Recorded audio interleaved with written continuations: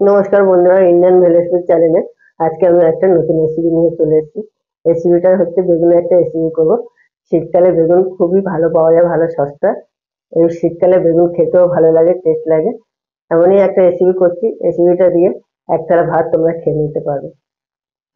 এই রেসিপিটা তোমরা ভাত রুটি দুবেলাই খেতে পারবে বা পরোটার সাথে। রেসিপিটা খুব সুন্দর খেতে লাগবে। আশা করি তোমরা রেসিপিটা দেখতে থাকো। এই রেসিপিটা ইউটিউবে না থাকাই ধরতে গেলে নেই, বলতে গেলেই চলে। চলুন বেশি কথা না বলে রেসিপিটা দেখে নিই। রেসিপিটা তৈরি করার জন্য আমি এখানে দুটো বড় সাইজের বেগুন নিয়ে নিয়েছি। এবারে বেগুনটা আমি কেটে নেব। বেগুনটা কাটার জন্য আমি বটি ব্যবহার করছি, তোমরা পারলে ছুরি ব্যবহার করতে পারো। এভাবে কেটে নিতে হবে। দেখতে পাচ্ছেন বেগুনগুলো এভাবে সুন্দরভাবে কেটে নিতে হবে।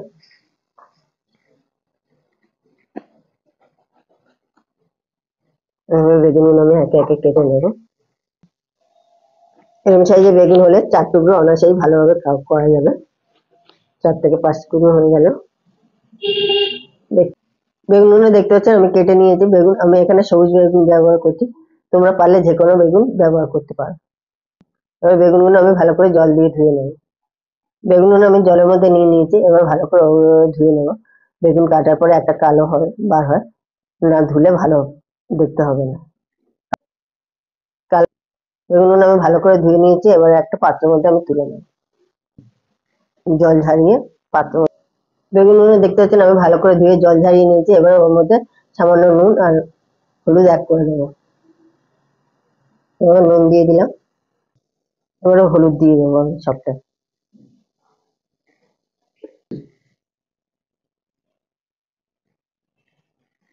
নুন হলুদ আমি দুটোই দিয়ে দিয়েছি। এবারে সুন্দর করে আমি দুপাশ ভালো করে মাখিয়ে নেব।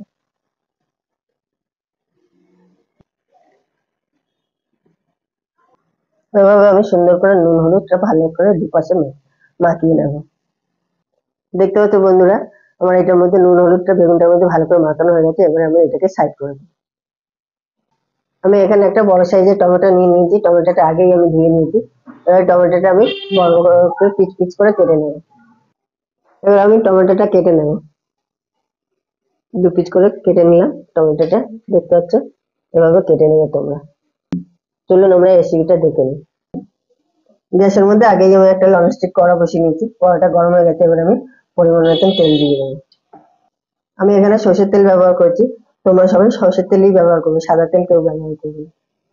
এবারে আমি কেটে রাখা গোল গোল বেগুনের পিসগুলো দিয়ে দেবো একে একে। আমি ননস্টিক কড়া ব্যবহার করেছি, তোমরা পারলে বড় চাটুও ব্যবহার করতে পারো। বড় চাটুর মধ্যে ভাজলে খুব সুন্দরভাবে হবে।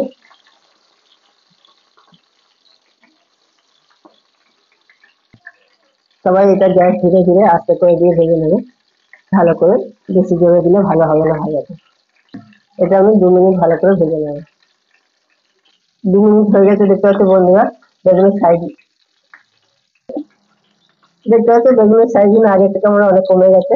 এবার আমি 5 কোয়া রসুন দিয়ে দেবো। তোমরা পারলে বেশি দিতে পারো, 7-8 কোয়া। আমি 5 কোয়া রসুন ব্যবহার করেছি। এটা আরো 2 মিনিট হতে যাবে।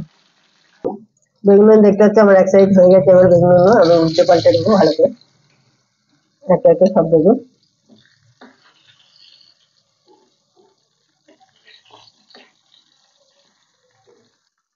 বেগুনগুলো এখন আমি ভালো করে ভেজে নেবো আর উল্টিয়ে দিয়েছি, দেখতে পাচ্ছেন। এবার আমি একটা শুকনো লঙ্কা এর মধ্যে দিয়ে দেবো।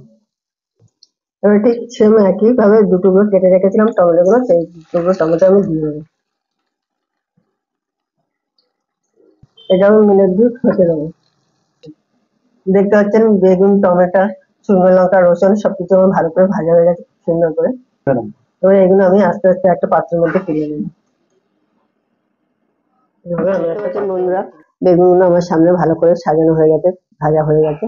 এবারে আমি খোলাগুলো বেগুনের গায়ে থেকে আস্তে আস্তে ছাড়িয়ে নেব। সুন্দর করে আমি বেগুনের খোলাগুলো ছাড়িয়ে নেব।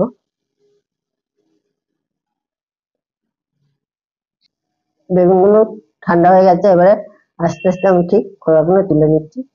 বেগুনটা ঠান্ডা হয়ে গেলে অটোমেটিক খোলাগুলো ছাড়ানো হয়ে যাবে সুন্দর করে। দেখতে পাচ্ছ বেগুন টমেটো সবকিছুর মধ্যে দিয়ে আমার ভালো করে ছাড়ানো খোসাগুলো হয়ে গেছে। আর একটু আধটু থাকলে ওটা কোনো অসুবিধা হবে না।